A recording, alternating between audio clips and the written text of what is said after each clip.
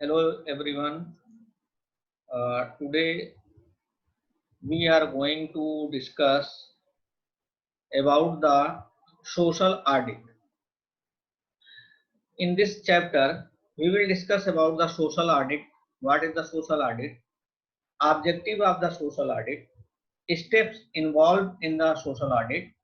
A social audit uh, merits of the social audit. Problems in social audit. And after all the discussions of the social audit in general public. So starting, what is the social audit? Social audit is a systematic study and evaluation of the social rather than the economic performance of an organization. It is a formal and thorough analysis of effectiveness of the social performance. Social audit assesses the impact of organizational activities on society, identifies areas where social values are prompted and areas where organizations need to promote the social culture.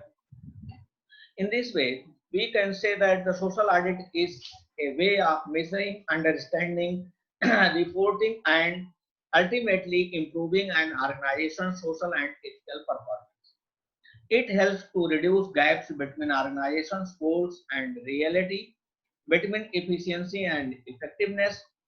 It is a technique to understand, measure, verify, report, and improve social performance of the organization. It is a process for evaluating, reporting, and improving organizational performance and behavior and measure its effects on society. Social audit produces a measure of social responsibility of the organization.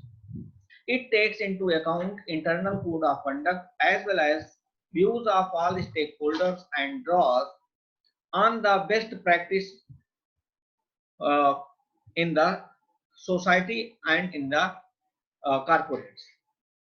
Like internal auditing, social auditing requires an organization to identify what it seeks to achieve, who are its stakeholders, and how it wants to measure its performance.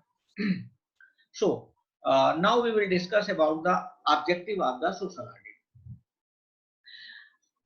First objective is it accesses the gaps between needs and resources available for local development.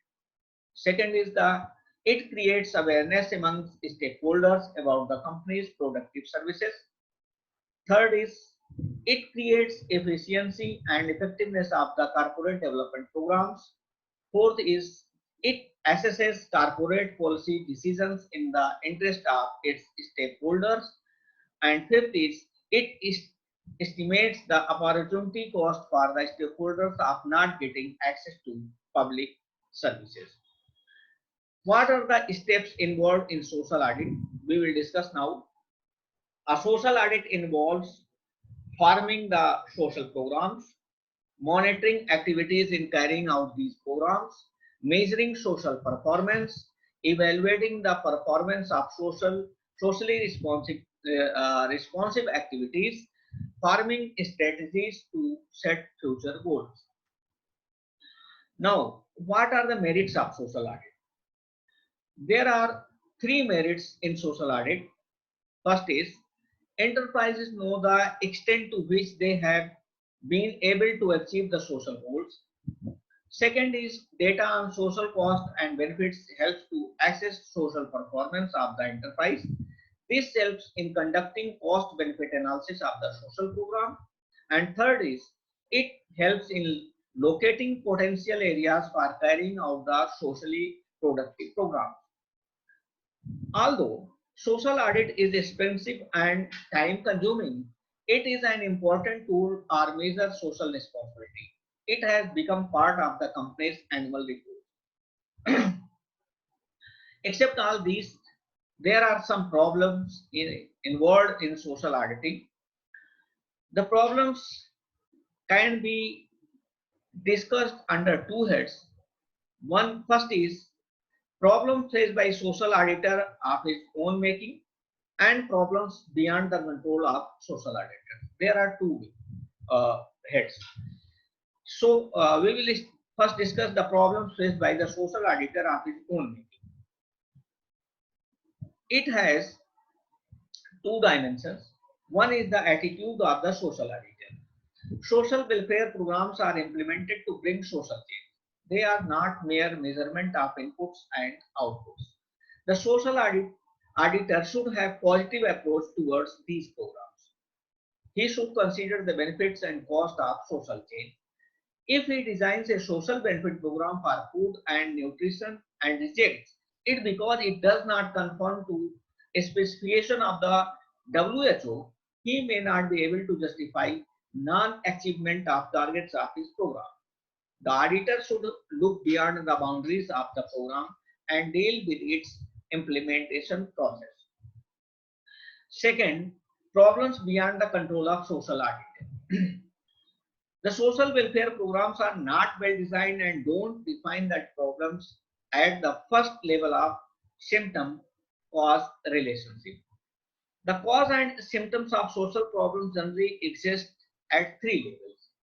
Level one is the symptoms may be health problems and the cause may be lack of sanitary facilities.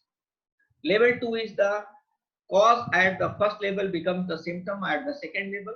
For example, lack of sanitary facilities may be the symptom, the cause for which is low income of people. Level third is the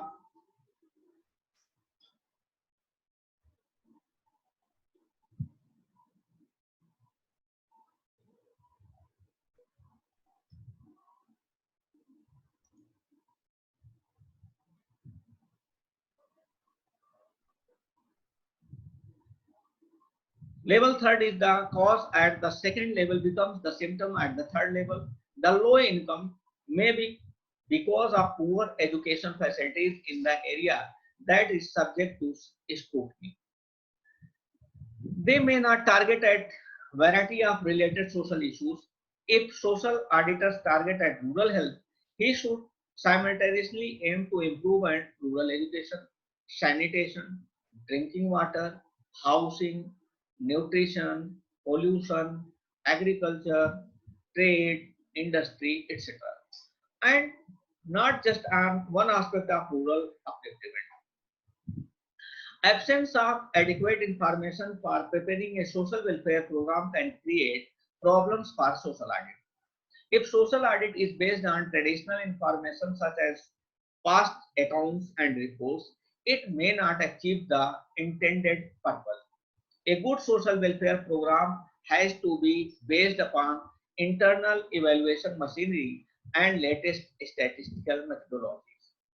The impact of social programs cannot be assessed immediately. For example, the effects of immunization against a disease or education of rural population has a specific gestation period after which its impact can be assessed. As you can take the example of COVID-19 at this time. So this was the all which we have discussed about the social audit. In the next chapter, we will discuss about the